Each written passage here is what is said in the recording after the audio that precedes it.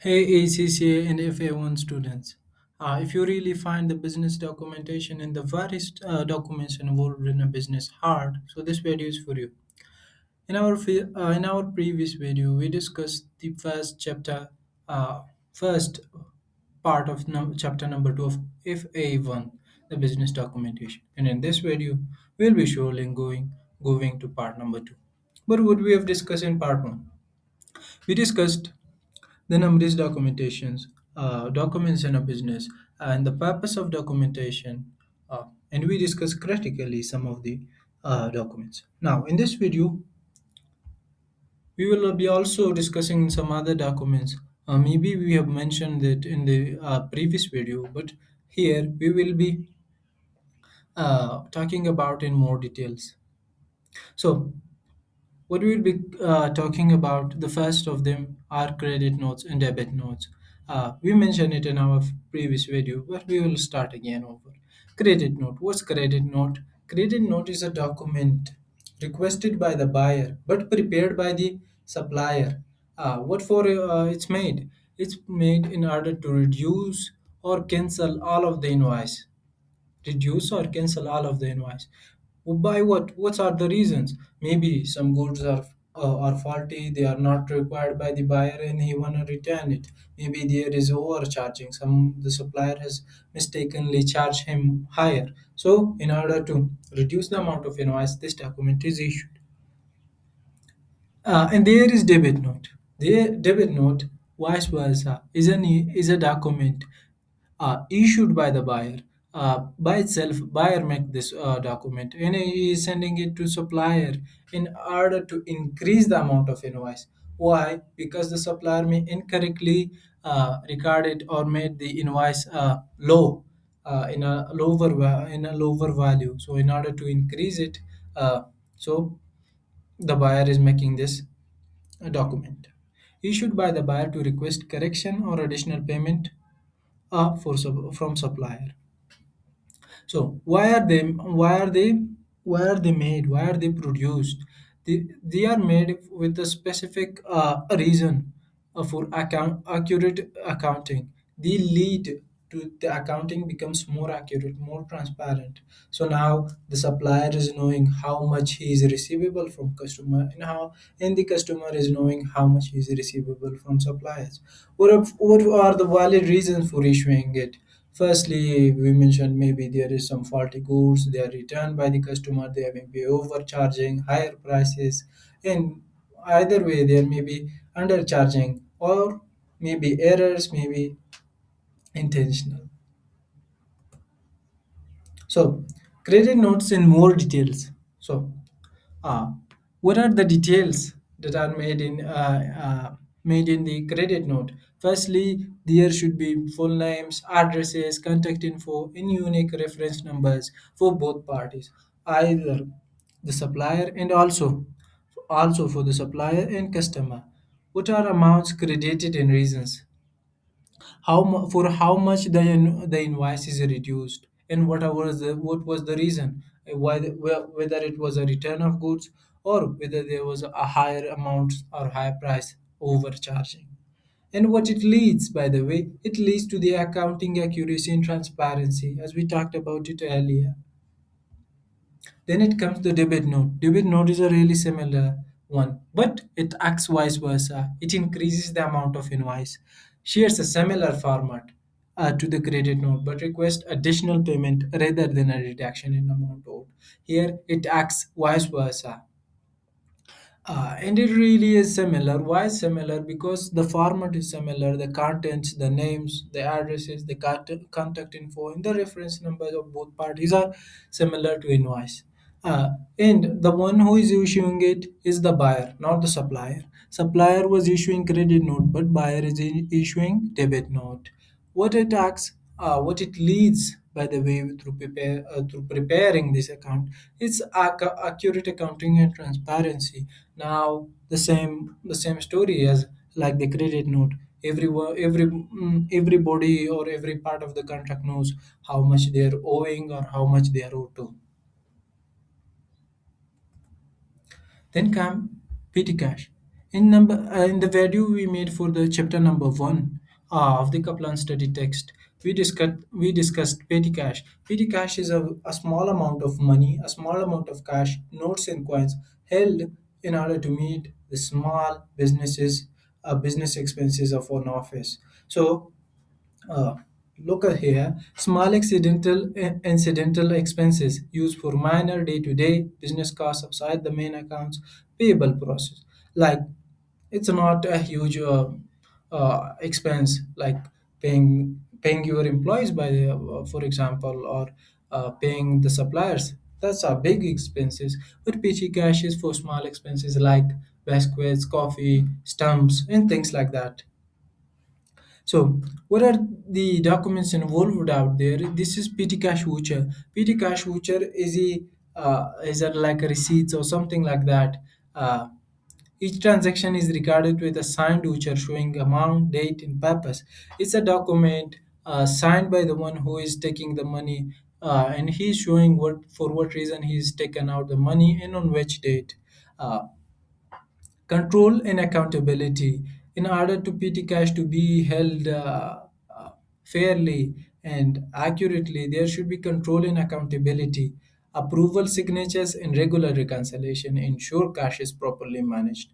Now, if someone is taking out money without purpose, without signing that voucher, so it leads to misuse of cash or theft or something like that. So there should be approval signature. Everyone taking out the money, he should sign it by himself, and also the petty cash responsible, or the staff responsible for petty cash, in order to approve him that he's now making the expense. And there should be reconciliations. Reconciliation means matching the amount held in the petty cash box and also the vouchers. Look at this visual. This guy is managing the petty cash. Here are the records, here are the vouchers, and here are the box and the money. So he is matching it in order to ensure that this there is they are equal. So, supporting documentation overview. These documents that we studied in both of this video and we discussed them, these acts as a supporting documentation. Supporting documentation means what? These are evidence of transaction, proofs of the transaction that they has occurred, or the proofs of the transaction stages that the transaction has reached. So invoices and purchase order and credit notes underpin every financial transaction and support accurate records. Like if we are making to make a sale, so the supporting documents for that will be the sales order that we have received from customer, the invoice we sent, the delivery note we sent. So these are the supporting documentation for it. And these acts as transaction evidence. Compliance and transparency. Proper documentation ensures regulatory compliance and promotes transparency across all business dealings. Now, if you make the supporting documentation for every transaction, you are uh, maintaining, or you are putting adherence to regulatory compliances, like maybe the tax authorities requires you to record all of your sales. uh, uh, Maybe the auditors, they are likely to look out these documents when auditing the company. So supporting documentation is vital. Documents retention policy.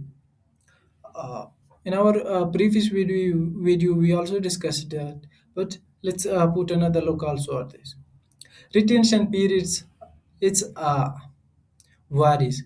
Like maybe the company policy is to hold it for 3 years, but a law and regulations requires the company to have the documents for 6 years. So document retention policy is looking out at how much of the date or how much of time we should keep those records with ourselves, those sell invoices, those documents involved in the business. So securing purposeful retention, what it means that if we are making it to keep it, there should be a specific reason, a legal reason that we are keeping those data with us. uh, they may surely include some of the personal data of people. So why we held it? there should be a specific and legal reason, and they should be kept secure, easy retrieval, and compliance. So, ensure documents are backed up, easily retrievable, and compliant with company policies. So, if we are going to keep those records, these should be kept secure. These should be kept backed up. If we are going to mess it, there should be a backup with us in order to use. So, then we move up. There are some activities in order to test your knowledge, in order to work, in order to give that concept more clearer to you guys. Identifying document types. Scenario number one. Look at this scenario. A customer return faulty goods after patches. Which document does the seller issue to reduce the amount owed? Now, a customer is not happy with the goods that the supplier has provided him. So the customer is making a request for reduction in the amount of invoice. So what is likely the documents here? Uh, Surely is a credit note. Scenario number two, supplier undercharge. A supplier invoice less than the agreed price. Which document does the buyer send to request a correction? Now, the buyer, whenever he makes sure that the supplier has undercharged, has decreased the amount of invoice while he should not do as per the contract, as per the order, he is issuing a document by the name of the debit note in order to increase the amount of invoice. So scenario number two talks about debit note. Scenario number three, payment notification. A business sends funds to a suppliers and notifies them of the payment detail. Which document is used? Payment notification is a remittance advice. Remittance advice was a document in order to notify the supplier that they have paid and they paid for which invoice. Scenario number four, small office expenses. An employee buys a printer paper from a local shop using the office cash fund. Which document records this transaction? Now, the one of the employees of the company, he needs paper, uh, A4 sheets. So he goes and buys them from a local shop, and he pays that in cash. It's a small expense. It's in cash. So, what is the document? The document is PT cash voucher here. PT cash voucher review. What are the elements of the PT cash? What are included in this note? So, key components what are included date, amount, description of expense, and receipt reference must be clearly recorded on every voucher. What for I am taking this money, on which date I am taking, and how much I am taking. So, this should all be included in this cash voucher. Approval and authorization. Who is giving the approval? Who is giving him the grants him the permission to make this expense? Each voucher requires a signature from the claimant and approval from an authorized manager before payment. Firstly, the claimant, the one who want to take the money, he should sign that I am taking this amount of money for this purpose. But someone should be there to give him the permission to take it out of the box. So there should be also authorization. Control and accountability. Vouchers are reconciled against the PT cash float to ensure all spending is tracked and accounted for. We said that control over this amount is vital because this is cash and maybe someone stole it, maybe someone misused it. So in order to have a good control and accountability to be in place, what are the procedures? There should be a reconciliation between the vouchers and the cash held at the plot, cash held at the box. So let's move on. Document retention importance. Look at this visual. Someone is putting documents in a safe, in a cabinet, and it's also very secure. Look at their badge. So, legal protection. Legal protection. If you are going to keep those documents, which include some of the personal data of people, so how should we keep that with us? Legal protection. Retaining documents protects the business from legal disputes and regulatory penalties. if you are going to keep those documents, there should be a legal purpose for it, and the main purpose is that it's required for legal protection. Some may come and make a claim against us that one of your asset is mine. But if I'm having that invoice, if I'm having the receipt for that document, I can for that equipment now. It's a proof that this asset or this equipment is mine. So it's a legal protection. Avoiding data loss. Avoiding data loss means what? That we should keep this data in such a way, in such a form that it's not lost, like maybe through fire or through either some natural evidence or accident or through theft or stolen. So, supporting audits. These documents that we are keeping, they support audit, they support checks in order to ensure that all transactions are recorded, every accounting information are well and they are true and fair. So, document flow summary. So, document flow means what? It means which document comes first, what is the order of these documents. For a purchase transaction, suppose uh, look at this visual. Two women and they are putting up documents. There are numerous documents. There's a laptop. Suppose they are buying a laptop and they need a laptop in their department. So what they do first, they make a purchase requisition form in order to state that there is a need for a laptop in their department, and they are requesting a permission from someone, from a manager, in order to approve the acquisition of them. Whenever they receive the permission, what they do, the next step is purchase order. They find a supplier, they uh, written down these documents. It indicates what? They need a laptop, one amount of laptop at this price, and in this condition. The details of laptop are also included. So they put that purchase order. Then comes the delivery note.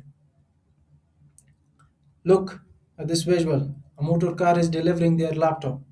Ah, and beside that laptop, there is also a document with them.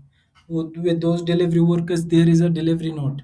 Delivery note is a document which states that the supplier has transferred this computer at this uh, at the quantity like one computer at its present condition to the buyer or purchaser, and who agrees to them, the stock department or those in needed. They sign the document and they approve that we have received this equipment. Then whenever the supplier has delivered, so what he wants, that guy now wants his money. I have transferred this laptop to you, now pay me.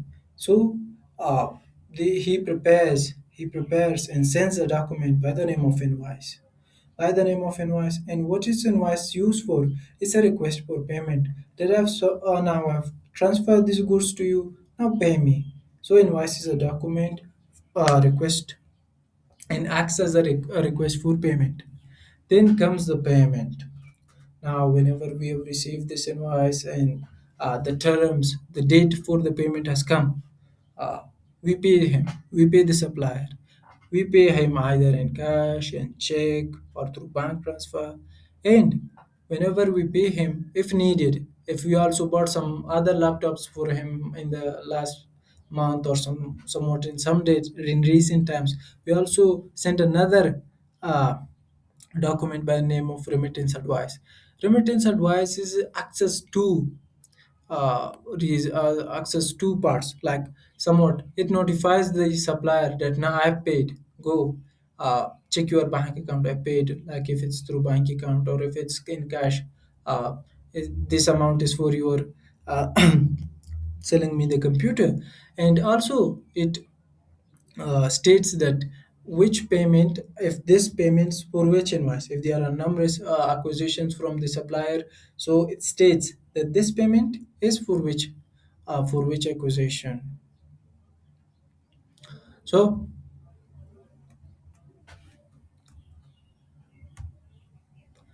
With this, I'm coming to the end of chapter number two. We have discussed business documentation. I hope you have received all required clarification for the business documentation, numerous types of business documents, and I really wish you have benefited from it. And if you really found this video helpful, try to give it a like, share it, put a comment on it. I will be really happy to hear that from you. And hit the subscribe button not to miss the chapter number three. We will be covering that.